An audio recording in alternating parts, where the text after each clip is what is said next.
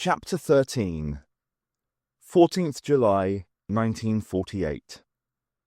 There's just time to gasp air before you crash down into the water.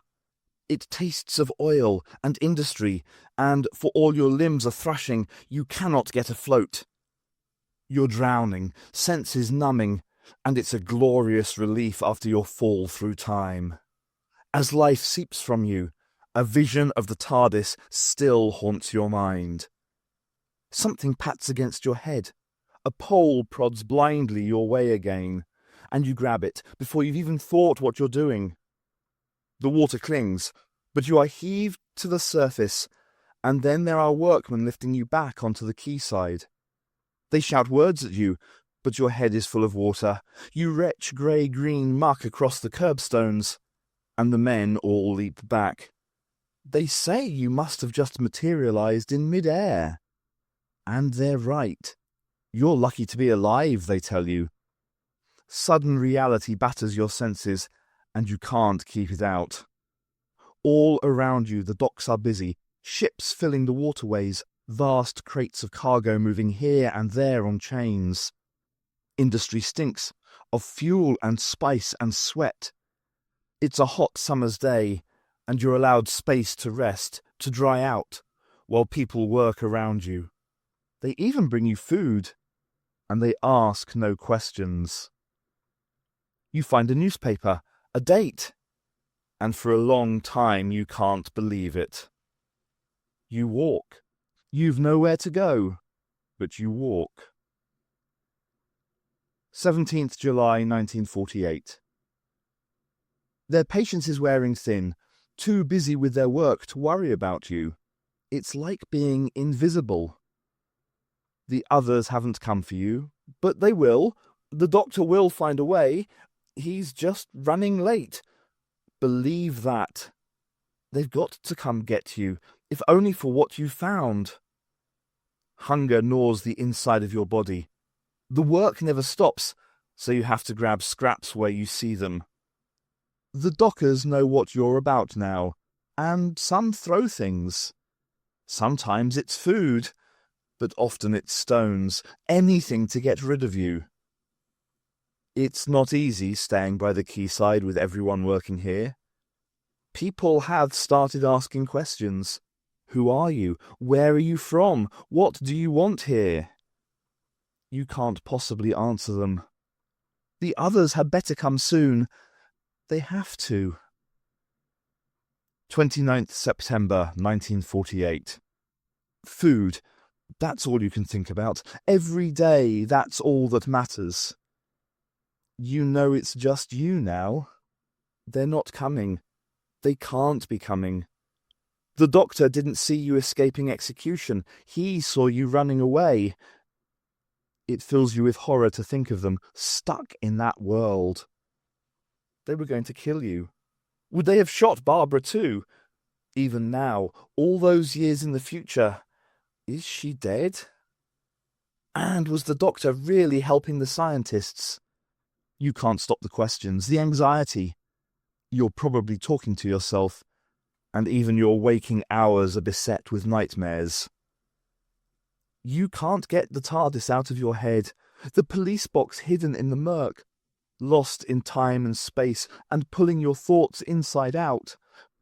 You're losing your wits, you know it, and you can't stop it. Maybe all you need is a proper meal, a bath, a change of clothes. Or maybe your journey through time has destroyed you. 14th May, 1954. The light is too bright, and your clothes scratchy and ill-fitting. As you duck through the little door, a well-meaning officer wishes you luck. He calls you John, the name on your papers, the name they made up for you. It's who you are now. Just a made-up name on a piece of paper. The prison your only history. The case officer says release is a chance to start again. It's wretched having to surrender everything you once were, but it's the only way forward. That's what they tell you. You think of the treasure. With the money you've been given for this brand new life, You can afford to check it's still there. You have to know. You have to know if you've missed them. 11th October 1962. Shoreditch has lured you back. You wander streets you used to know, exactly how you remember them. It's you that's different, old now, and weary of it all. You've nothing to show for your long life but the paltry collection of coins in your pocket. You wander this way because of the work. They said they had work here, and you've come, hoping against hope, there'll be something for a former convict with no past before his arrest. But there never is. There's only squeamish apology, a polite, tight-lipped ejection back onto the street. And then the trudge back to Canary Wharf, where the clamour and noise of the quayside have become home. "Sorry," says the young man you nearly crash into. You rarely look where you're going these days, but you spin round to growl at him. Whoever he is, he acknowledged you. You exist. The young man looks at you, and you see the pity in his eyes. And it's like looking in a mirror. He's you. He's what you once were, immaculate in his suit, on his way to another day's schooling. You want to tell him not to go, not to do anything. Your voice cracks, and all you can do is hiss at him. You almost burst with rage and misery. "Sorry," he says again, and he obviously means it. Then he's gone, and you know you're already forgotten because you don't recall this moment yourself. You can't bear ever to let him see you again. No, there's someone else you can tell, who can change everything. There's someone else who will understand what's become of you, and what can be done to change it. You just have to wait for him. 1st November 1963. The smog. Hungry. Cold. You can't remember what date you disappeared on, but it was around this time of year. You stand outside the junkyard waiting for him to turn up. You've been here a few nights now, and it's not easy considering what you look like. People tend to call the police when they see you hanging about. You see the doctor. He strides along, muttering to himself, scarf wrapped tightly under his chin. He looks younger than you do. You're paralyzed with fear. You go to him. As you approach, he raises his head defiantly, refusing to be afraid. You're the one who's terrified. You have to ask him, though, can he undo this? "Well," he says. You hate the way he peers at you. You'd tower over him if you could only stand up straight. You stutter. The words won't come out right, and it's all just noise. It's been a long time since you tried a conversation. He looks at you, and he smiles like he understands. It's all going to be all right. Tears prick at your eyes. You almost want to throw your arms around him. The doctor fishes in his pocket, then holds out some coins to you. You're too appalled, too embarrassed, too desperately in need of the money to refuse. And you slink away again into the night, knowing that you failed. 16th March, 1964. One of the workmen crosses the road, and your first instinct is just to run away. But the man's smiling, and he's holding out a sandwich.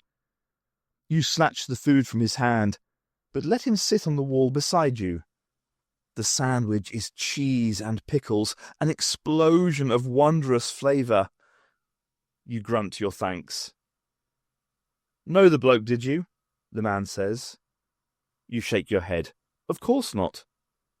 "Bit of a rogue, they're saying," says the man. "School teacher. Ran off with a woman he worked with, and one of their pupils."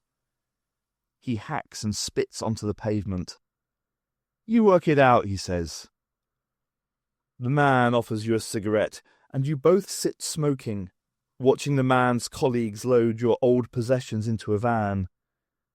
Each item triggers a dim memory. You had a life once.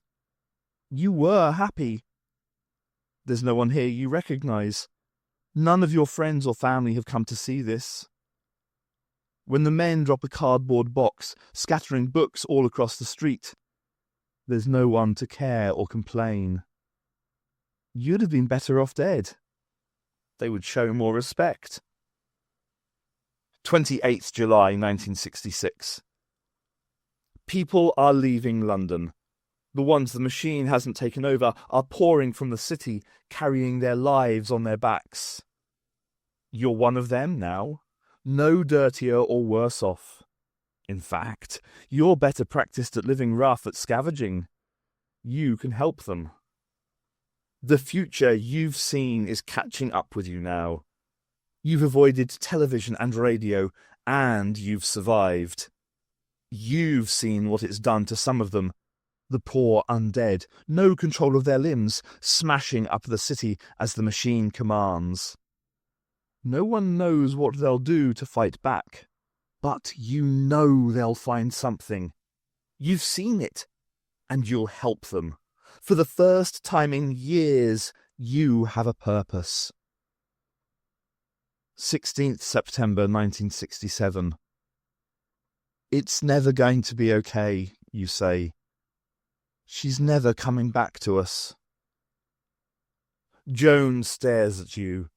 In the weeks and hours you've planned this conversation, prepared every word you would say, she always responded differently. She got angry, or she laughed, or she broke down and wept. But now, playing it out for real, Barbara's mother just sits and stares at you. It's you who's the mess of emotions, wanting both to laugh and cry at once. You can see Barbara in her face, worn and grey like your own reflection. Tell me everything, says Joan simply. And you do. 18th April 1971. You're a good man, Ian, she wheezes, saliva dribbling from the corner of her mouth. You wipe it away with your handkerchief, wishing you knew what else to do. Her body's been broken by the effort of the last years. You hold her hand. I ran away, you say. I left them there. She forces a smile, and you know that time is short. She's fading away from you. No, she says. That's all. An hour later, she's dead. 18th October 1972. You curse yourself for your cowardice, but the shock was just too great. The delight at seeing Susan, and just as you remembered her. And then the horror of yourself being there too. The younger you, like the man you bumped into before. It has taken a night's discussion with yourself to fathom the sense of it. But you get there by mid-morning. The Hoop must have copied you, like, what was his name and the others? That's why they never came looking for you. They didn't desert you. They just didn't know. It's brilliant and terrible. Your whole life just some ghastly misunderstanding. You search for them, and you find the room where they've been staying. A woman downstairs tells you that you're too late, though. They've left again, trooped off with some woman they've met. No, you've lost them again. But you know they'll have to come back for you. They'll have to, because of what you've found. It still sits there, unclaimed. You'll wait for them. They won't be gone long, and you've learnt to be patient. Barbara didn't know what to think. She could see for herself who the man was. Despite how skinny he was, despite the ragged grey beard and the skinhead, and despite the wildness of his eyes, yes, he was Ian. This sad creature was the same man she had fallen in love with. It's going to be all right, said the doctor, approaching. He took the man's hands, the sort of thing a nurse might do with an over-anxious patient. Barbara looked to Ian, her Ian. His face was pale, and when she touched his arm, He seemed not to notice. "It's going to be all right," she told him. "You came," said this other Ian to the doctor, his voice gruff and uneven. "I knew you'd have to." "Yes," said the doctor. "I'm afraid it took us longer than we meant." "He's been here decades," said Griffiths. "But how's it even possible?" asked Louise, glancing from the man to his younger self. Now, snapped the doctor, never taking his eyes from the older Ian. "Don't talk about Chesterton as if he isn't here." The older Ian withdrew his hand, standing up tall as if to prove to them that he was still a force to be reckoned with. He must have seen their horror at the state he was in. "I know what you're looking for," he said, struggling to sound calm. Barbara realized he wouldn't look at her. She could hardly imagine what he had been through. It was horrifying. The doctor narrowed his eyes. "You've found the ship, haven't you, Ian?"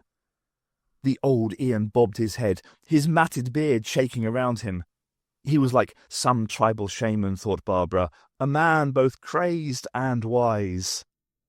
Realizing they were waiting for him, he turned and pointed back to the quayside, back to the curbstones where they'd all arrived. "It's in the water," he said. "I've seen it there." "Of course," said the younger Ian. "That's why we landed where we did. The TARDIS in the water drew us from the lab and over to the quayside." "Yes," nodded his older self. "It's acted like a lodestone." "Everyone who has stepped through the hoop," said the doctor, "has been drawn to the TARDIS. It would be a better anchor than anything the portal could come up with." "But there are two TARDISes," said the younger Ian.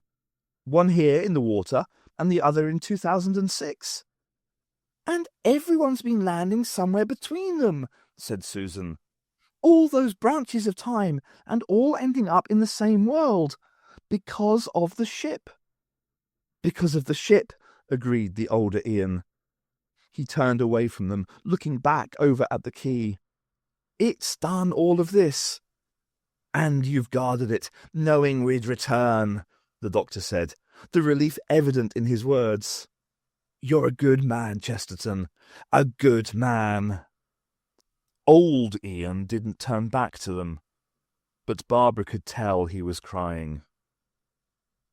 Barbara was woken early by Griffiths, and she dumbly nodded acknowledgement and picked herself up off the floor. Their room overlooking the quay had been undisturbed. Even the cooking pots and pans had been waiting for them. Sleep had been easy after the long day's walking. The younger Ian was stood guard, but the others were still all asleep. Barbara and Griffiths made their way outside. The morning had a wintry chill about it as they ventured through the streets. The Isle of Dogs was quiet, dead at this hour. Barbara could hear snoring in some of the dilapidated buildings they passed. They did not speak. There was nothing to say, and besides, it would have spoilt the freshness of the morning air. Turning a corner, they were suddenly caught up in a throng of people. The market had just begun. Again, Barbara was amazed by the bustle and noise, people clamouring round the small boats, themselves crowded onto the shore. It was far busier than when they had visited 3 days before. But then they were here earlier, and there were bargains still to be had. As they got closer, Barbara's stomach turned somersaults at the smell of fish and meats and spices. Bright colours of cloth caught her eye, and she even spied a small basket of oranges, jealously guarded by the sailors who'd brought them. "A fiver?" scoffed Griffiths, turning his nose up at the joints of meat. "You're not serious." Everyone turned to look at him, a sudden quiet at the disturbance. Griffiths ignored them. He held the gaze of the burly man behind the counter. "You don't have to buy anything," said the man. "I'm sure it's all excellent," agreed Griffiths, "but it's not worth what you're asking. You gotta factor in what it takes to get it here." "Oh, I am," said Griffiths, gripping the lapels of his coat. Barbara suddenly realised what he was up to.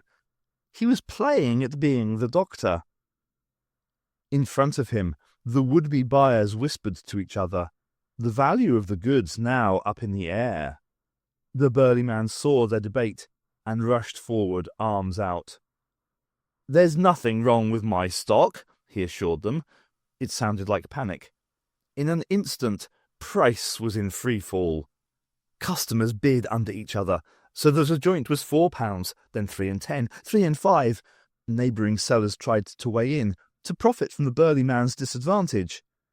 But the shoppers had learnt how to play the game now, and soon the whole market was crashing. Just a few days before, the money Barbara and Griffiths had on them had only brought scraps. Now they brought up as much as they could carry. Meats, vegetables, eggs, even the basket of oranges. "That was incredible," said Barbara, as they trudged back to the quayside with their haul. "Nothing to it," grinned Griffiths. "Just economics. Lack of confidence from the buyer." Something had changed in him, she could see.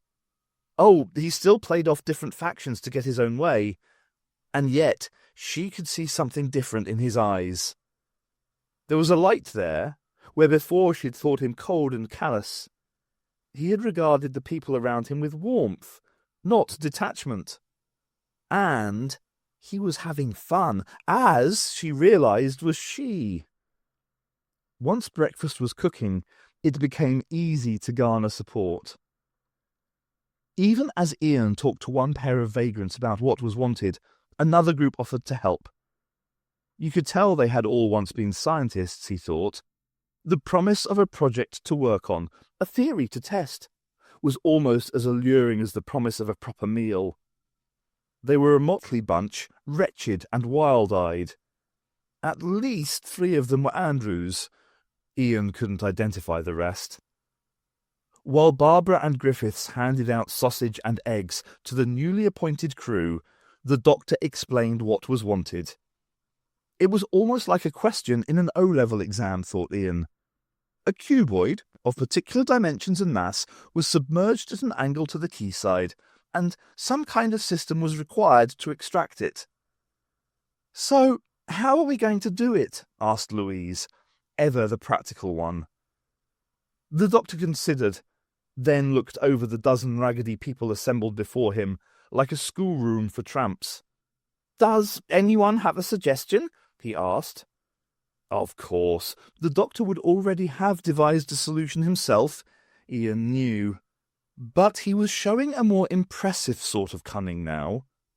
By asking the question, he involved the new recruits, and for the first time in who knew how long, had got these people thinking.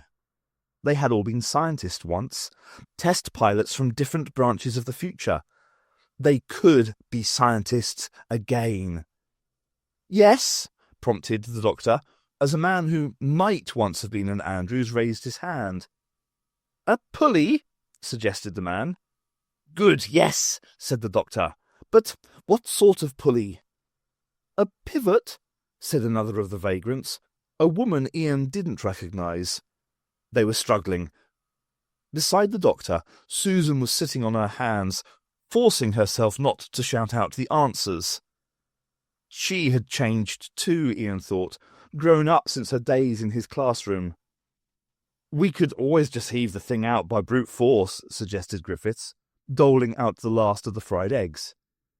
As he had no doubt intended, his proposal earned him a rueful laugh. The crew needed something more scientific, more elegant. Yes, thought Ian, they were all a team now. "How about," said a hoarse voice from the back of the group. They all turned to look. Ian's older, shabbier self seemed petrified by the attention. "Go on, sir," prompted the doctor. Ian watched his other self concentrate. "I thought," he said, "we could use an A-frame?" The doctor clapped his hands together. "That's exactly it," he exclaimed. The others were soon helping him agree the details, but Ian had stopped listening to them. He was intent on his other self, sat at the back of the group, and ignored by the ongoing debate. The man was grinning, amazed at getting the right answer. By mid-afternoon, the A-frame had been built. The Isle of Dogs was scattered about with abandoned warehouses and supply buildings, so the timber and rope had been easy to come by. The doctor had kept well back, letting Louise and Susan supervise the construction. The women were good at organising and at filtering everyone's ideas into clear objectives. They got both Ians to help with the knots. It took 6 of them to stand the A-frame, and it towered 30 feet high over their heads. The 2 legs, strapped together at the top, might once have been telegraph poles, Ian thought. "Someone's going to have to get into the water," said Susan, "to tie the ropes around the ship." Nobody volunteered themselves. The water looked dank and dirty, and anyway, it was mid-October. They nudged their neighbours, teasing each other. One man suggested Louise should be the one to go swimming. Yes, the men were regaining their old army humour. "I'll do it," said Ian, because no one else was going to. "I'll help," said Griffiths. They stripped down to shorts and vests, and Griffiths sat on the quayside and dangled his legs over into the water. "It's fine," he said, and eased himself down. Brown water slapped around his shoulders. Ian clambered over the edge of the quay. Griffiths had lied. It was freezing. The crew laughed at his cry of dismay. He trod water, his whole body reeling against the oily cold all around him. Yet there could be no backing out now, not with Barbara watching him. There was something else about the water, and something more unsettling than the temperature. It wasn't just the cold that was making his skin tingle. There was a vibration. "I can feel it," he said. "I can feel the ship down beneath us." They threw him the ends of the rope. It was as thick as his wrist and hard to work with, grazing the skin from his fingers. There was little point delaying. He took a deep breath and plunged himself down into the deep. The water was impenetrably dark. If he held an arm out in front of him, the hand was lost in the murk. Ian swam, kicking his legs hard behind him, hating the feel of dank water in his nostrils and ears. He hated to think what diseases he risked catching. As a child, he'd been warned about swimming in the Thames. Yet he was drawn onward and down. For all he could not see, he could feel the direction to swim in. The rope paid out behind his legs as he descended. The water grew darker and darker, gradually blinding him. There was light. Eerie in the green-brown murk, a light bulged towards him. He swam nearer. Askew on the floor of the quay stood the TARDIS. The lantern on its roof shone brightly, and there was light from behind the frosted window panes. Ian swam round it, looping the rope. His hands were clumsy, the thickness of the rope hard to manage. He was also short on air, but pride wouldn't let him leave this job to Griffiths.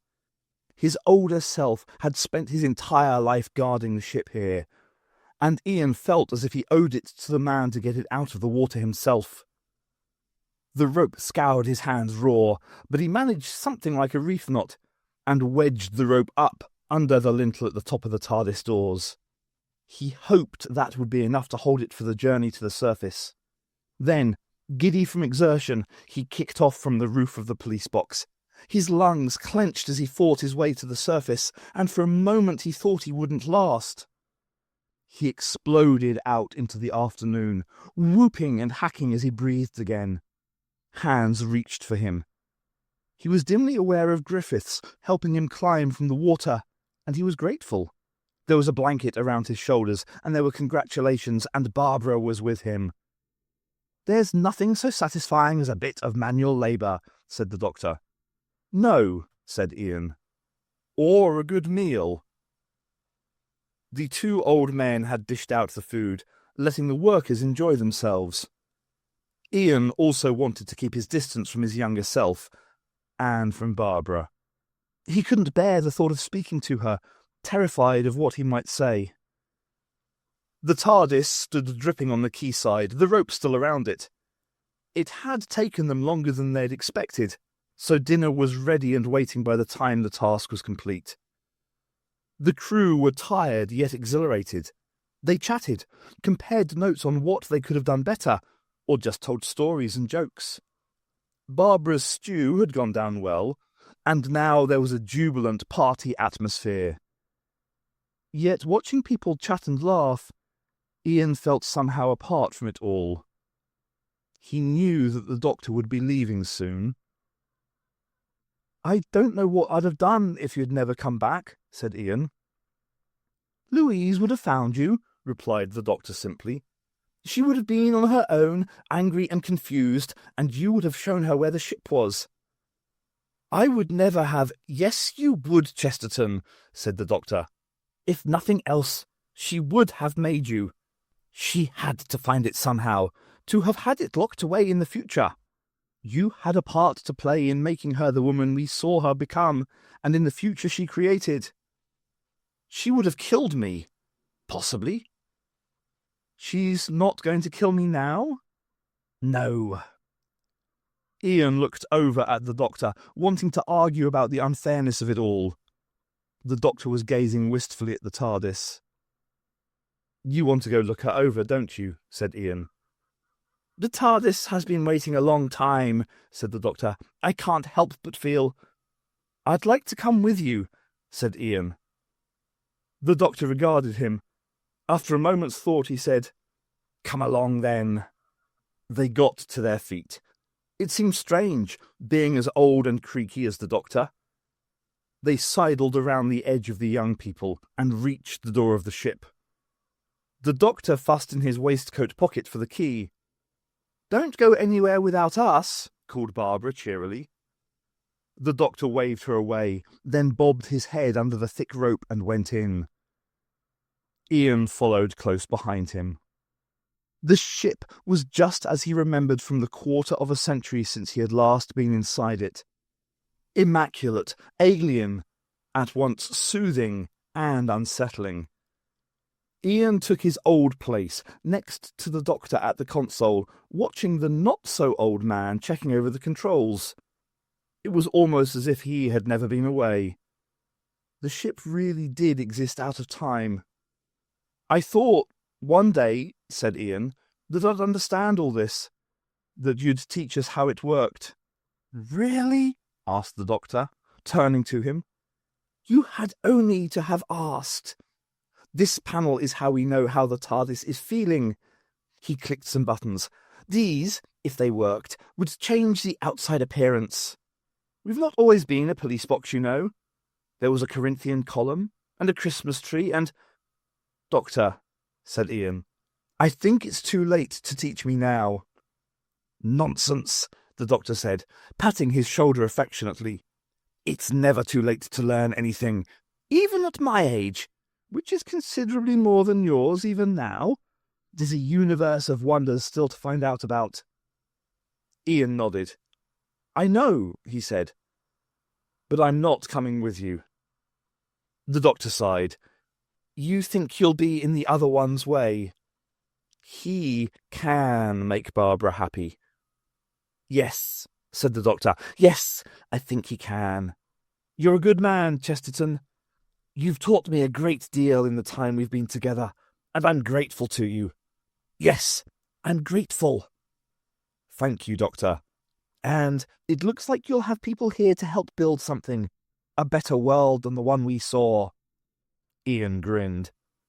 "We can change history then," he said. "Of course we can. And you don't need a time machine to do it either.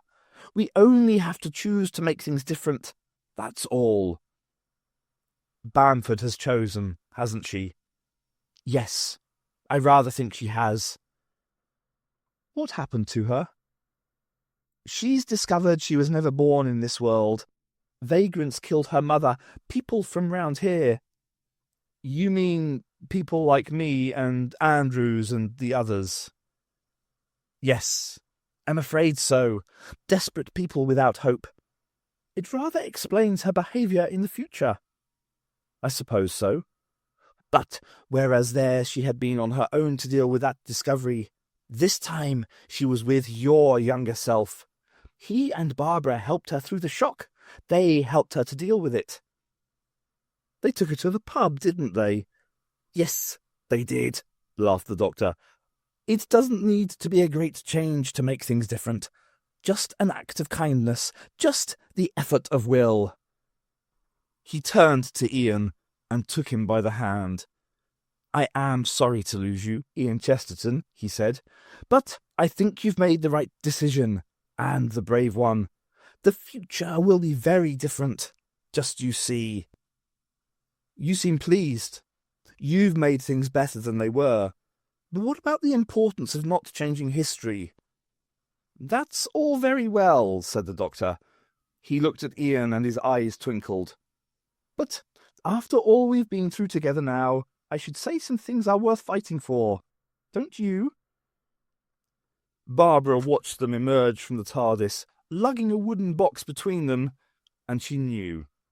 The older Ian would remain behind. She knew better than to speak to him about it, too. He had kept away from her, and she had to respect that. She had to respect what he was giving her, and how difficult it must be for him to do so. Speaking to him would only make it harder. A cheer went up as the wooden box was opened. The doctor had brought them a case of wine. He produced a corkscrew from his pocket, and soon open bottles were being passed around to swig from. The doctor also had 2 glasses, and he and Barbara drank their wine from those. They sat together by their makeshift stove, watching the others as the meal became a party.